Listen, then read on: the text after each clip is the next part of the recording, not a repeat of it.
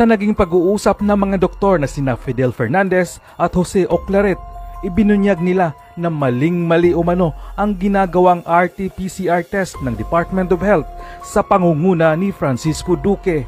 Ayon pa sa kanila, kaya tumataas ang kaso ng COVID-19 sa ating bansa dahil sa maling pamamaraan na ginagawa ng mga doktor at ospital.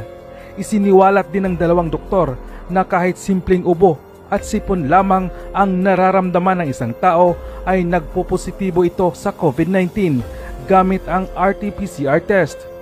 Nanawagan sila na dapat itigil muna ang kalokohan na ito at magsimula sa umpisa para wala ng ganitong malawakang kamaliang nangyayari sa ating bansa.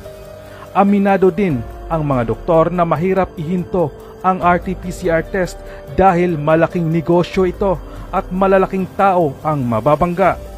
Narito ang pagbubunyag ng mga doktor, ating tunghayan. Gusto ko lang mag-express ng opinion ko, no? Kasi ang sa tingin ko yung problema natin ay yung paano natin trinato yung RT-PCR eh. Okay. Nung nilabas yung RT-PCR, actually, paano natin, actually useful yan eh. Pero not as much as we treat it, how we treat it now. Kasi dapat yan kasi sabi nga ng mga dalubhasa sa mga nababasa kong researches, hindi mo dapat i-rely lang sa PCR test ang diagnosis mo. Unfortunately, pag nag-positive ka, diagnosis mo na kaagad yun, which is not very accurate at saka hindi naman practical masyado yan. Bakit? Kasi yung RT-PCR test na yan, sinet up nila sa mataas na cycle. Ibig sabihin, masyado siyang sensitibo at marami siya talagang false positive. Sabi ng mga studies, scientific studies, dapat yan, ang usefulness ng RT-PCR, ginagamit yan in correlation with all the rest of the clinical parameters. Ibig sabihin, kung positive ka at may pneumonia ka, SARS yun.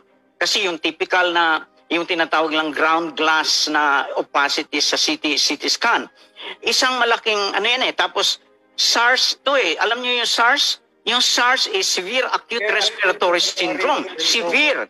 Ano ngayon yung asymptomatic? Na, pwedeng SARS yun, siguro hindi pa nagde-develop. Pero kung ikaw ay asymptomatic ka at hanggang asymptomatic ka lang, hindi ka naging severe, aba, paano ka naging SARS-CoV-2? Samantalang severe acute eh. Doon na nga severe acute acute. eh. Sa may sakit na walang symptoms. Yun. Paano ka naging... samantalang severe acute respiratory syndrome yan eh. So kung ikaw positive ka at naging severe respiratory syndrome ka, malubha ka, nandun ka, meron kang typical pneumonia case,